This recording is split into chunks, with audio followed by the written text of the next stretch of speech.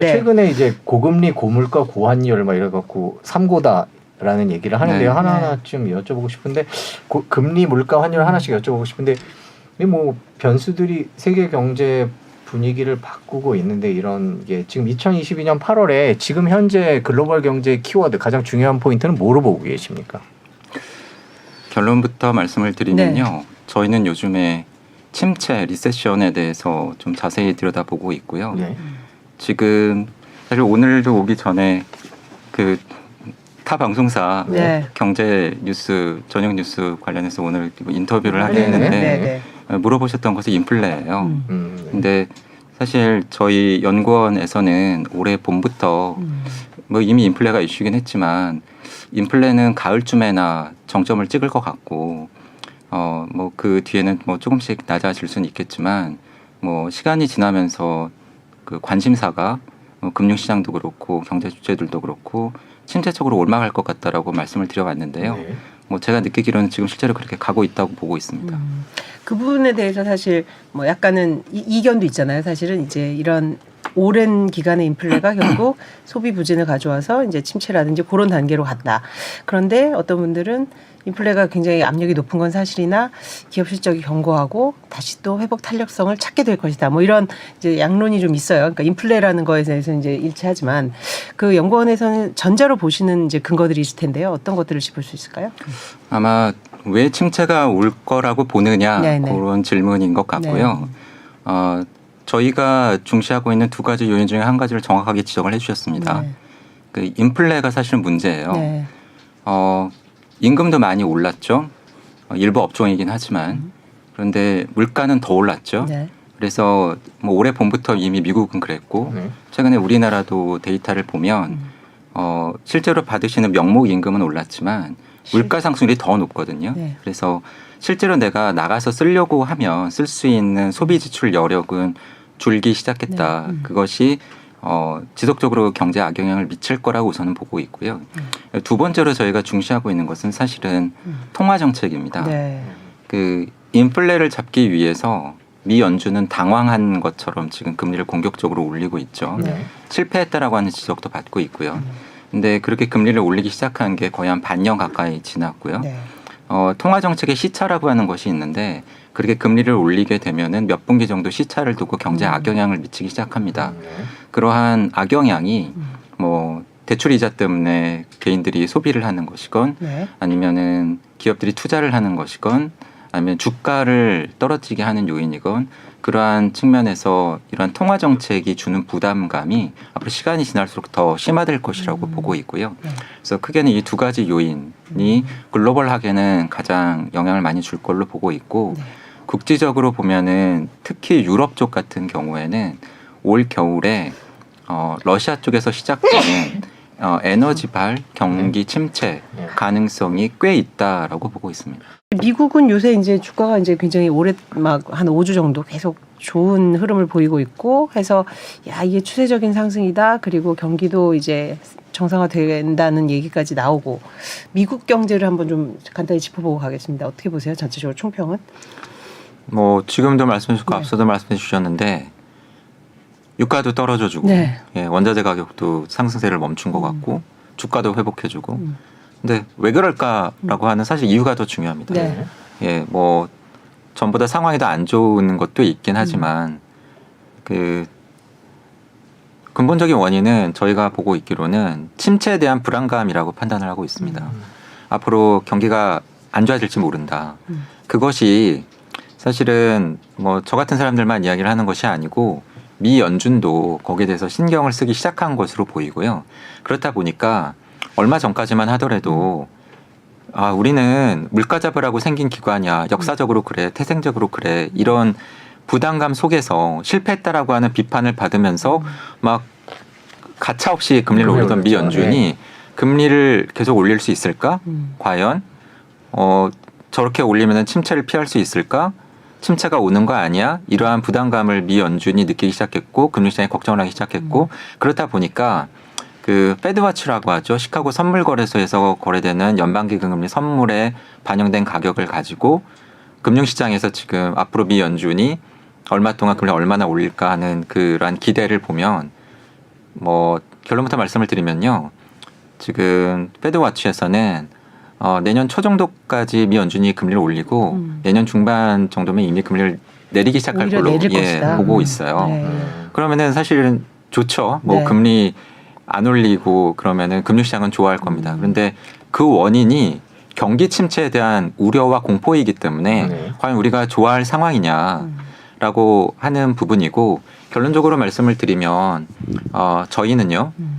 미국 경제가 침체에 빠질 가능성이 꽤 높고 시기는 올해 하반기 내년 상반기 정도일 것 같고 대신에 그래도 조금 더 긍정적인 말씀도 드려야 될 것 같아서 네. 과거 침체에 비해서 이번에 만약에 미국 경제가 침체에 빠진다라고 한다면 상대적으로 강도는 약한 마일드한 경기 침체일 가능성이 있고 그리고 침체의 기간은 한 1년 남짓으로 그렇게 길지는 않을 것으로 보고 있습니다.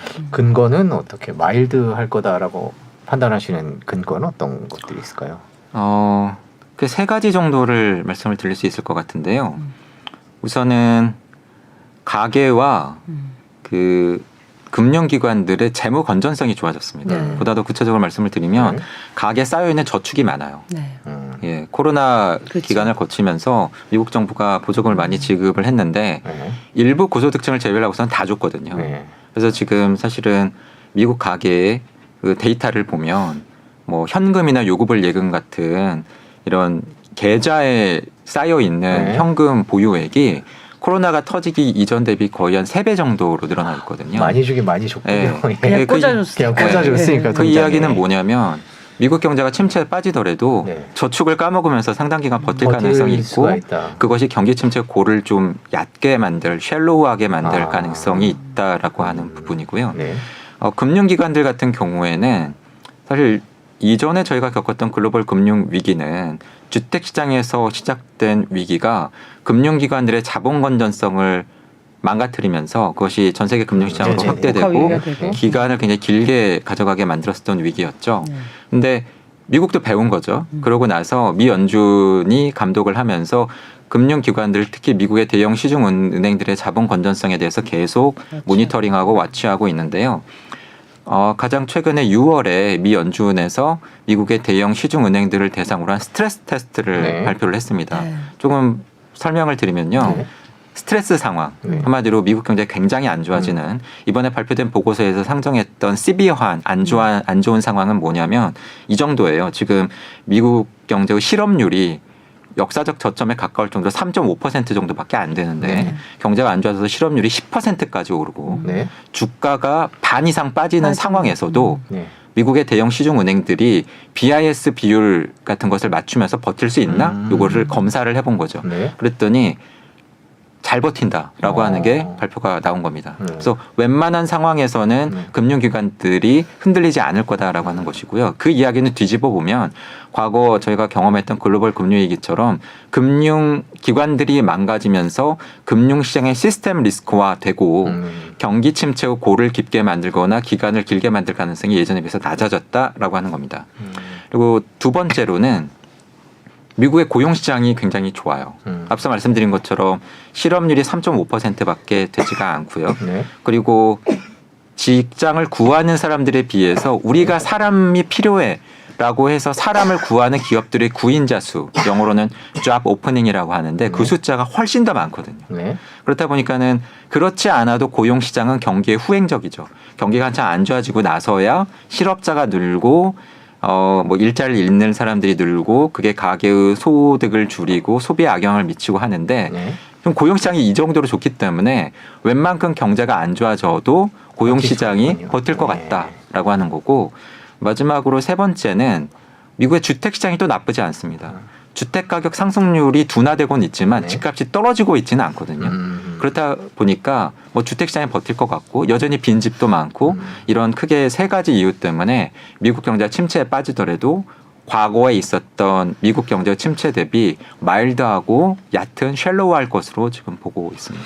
그 미국 가계, 미국 은행, 고용 시장 뭐 이런 등등의 이유 때문에 경기 침체가 와도 심하지 않을 것이다라는 얘기인데 이 얘기만 쭉 듣고 나면 경기 침체가 안 올 수도 있겠다는 생각도 드는데 뭐 금리를 이렇게 올리고 나서 경기 침체가 안 오길 기대하는 건 힘들겠죠. 뭐 최근에 미국 이제 CNBC나 이런 보도를 보면 경기 침체가 조금 이렇게 경착륙, 연착륙 이런 표현을 많이 쓰던데 연착륙할 가능성도 있는 거 아니냐 뭐 이런 조심스러운 얘기들도 있는데 네. 그래도 경기 침체는 오긴 올 거다 이렇게 보고 계신 거죠? 사실 네. 금융시장에서 중시하는 어떤 경제가 리세션에 빠졌느냐를 판정하는 기준이 있지 않습니까? 직전 분기 대비 GDP 경제 성장률이 마이너스 예. 역성장한 게 두 분기면은 네. 기술적 침체 테크니컬 리세션에 빠졌다라고 이야기를 하는데 네. 미국 경제 이미 1분기, 이미 2분기에 네. 예, 역성장을 했기 때문에 테크니컬 리세션이 이미 발생을 한 거죠. 근데 제가 말씀드리는 경기 침체는 이거와는 조금 다른 개념. 네. 한마디로 경제 주체들이 체감하는 진짜 경기 침체. 한마디로 가계의 소득이 줄고 그래서 소비를 못하고 실업자가 늘고 이러한 경기 침체는 뒤이어서 올 것 같다. 그런데 그 시기는 뭐 통화 정책의 시차라던가 인플레의 부담 같은 것을 감안을 할 때 뭐 이미 왔다라기보다는 조금 더 있다 올 가능성이 있다라고 보고 있는 겁니다. 제가 미국 경제 얘기를 하고 있는데 인플레이션만 좀 여쭤보고 갈게요. 인플레이션 정점 넘었다고 보고 계세요? 아닙니다. 앞서 아직? 말씀드린 것처럼 네. 아직 여름이 끝나지 않았잖아요. 네. 가을 정도가 인플레의 정점일 거라고 올해 봄부터 말씀을 드려왔고 네.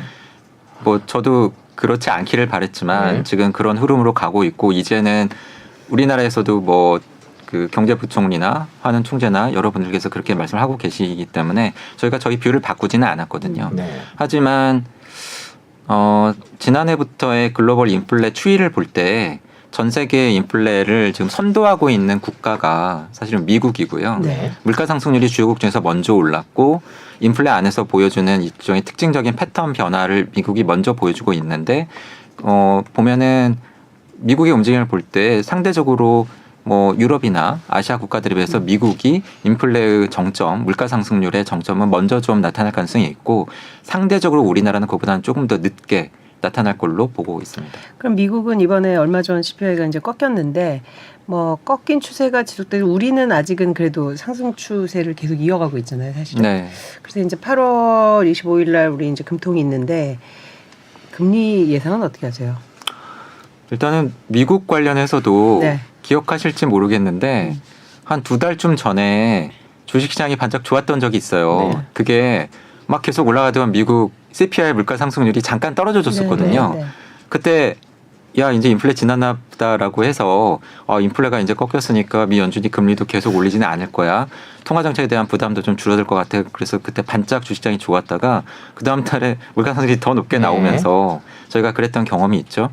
뭐 최근에도 CPI 물가 상승률이 조금 떨어져 주긴 했는데 정말로 정점을 지났는가는 저는 시간이 조금 더 필요할 거라고 우선은 보고 있고요.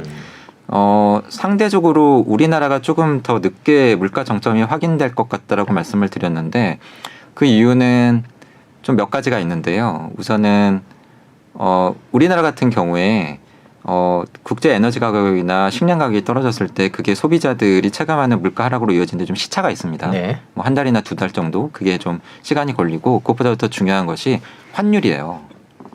미국은 이렇게 물가가 국제적으로 올랐지만 달러화가 강세를 나타내면서 자국 통화가 강세다 보니까 네.